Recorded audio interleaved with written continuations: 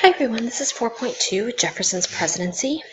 The objective for today is students will be able to determine the effects of expanding the border during Jefferson's presidency by analyzing the Louisiana Purchase. On the left-hand side of your notebook, you want to make sure you have election of 1800, expansion, the cause of the War of 1812, and the War of 1812. The election of 1800, Jefferson won. I want you to think about, what if Hillary Clinton was Donald Trump's vice president? That's what used to happen.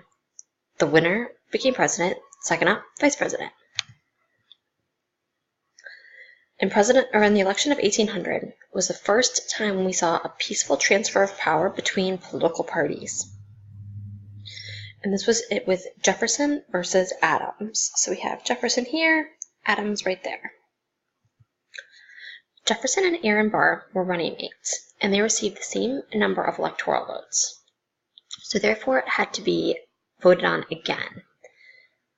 In the second vote, Hamilton persuaded some of the Federalists to vote for Jefferson in our tiebreaker. This caused a duel between Hamilton and Burr, where Burr ended up killing Hamilton over the discrepancies of Hamilton backing and supporting Jefferson. Jefferson did win the election and did become president. But this did lead to the 12th Amendment, where you voted for the president and vice president separately.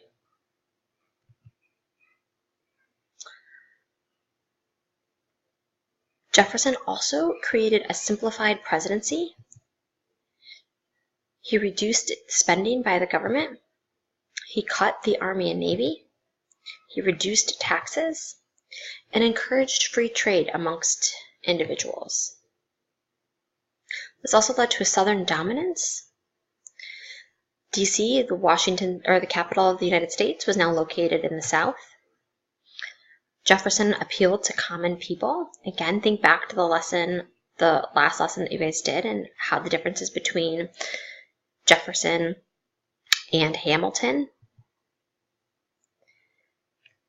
Individuals also began moving westward.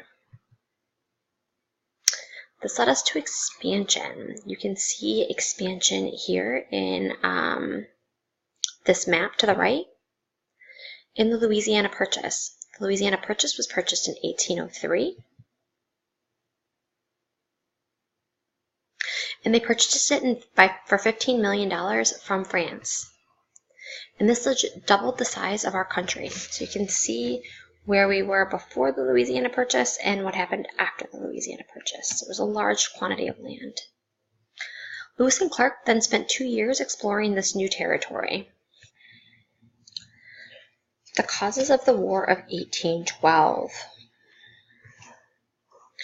We started to see problems come up between France and Great Britain. Even though the United States wasn't directly involved, Great Britain started to believe that the United States was aiding France. And so therefore, whenever our ships traveled across from the United States to Great Britain, or to Europe in general, it was common for the British ships to impress our ships and force them into the British Navy. We called this impressment. Impressment is when Great Britain would take American ships and impress them into their navy, which obviously made the United States angry.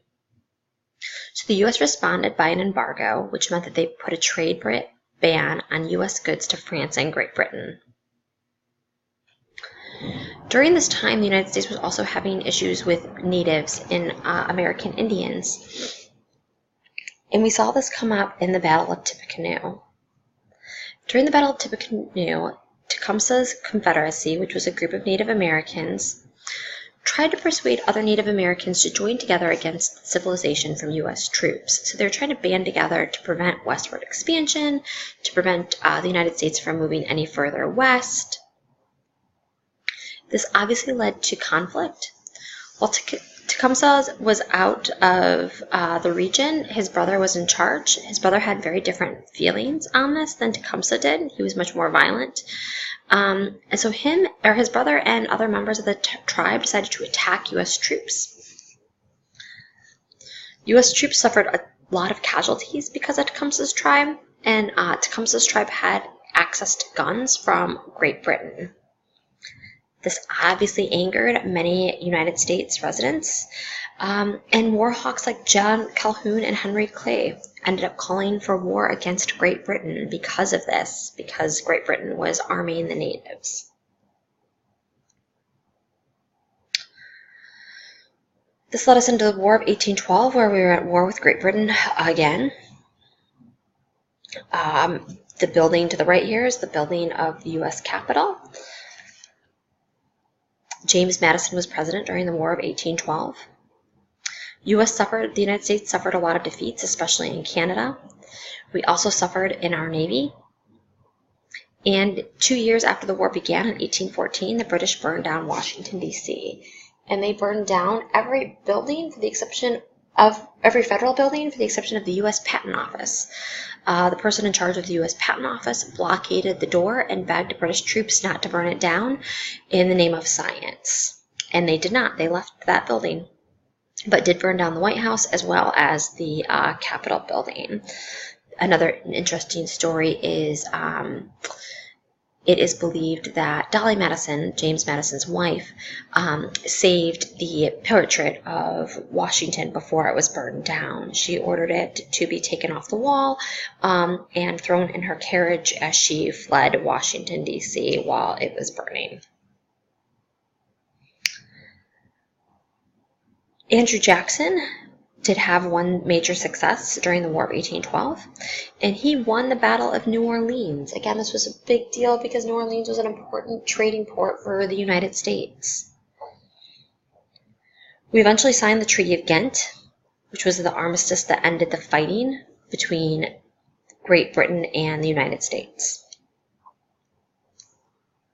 And that is it for this lesson.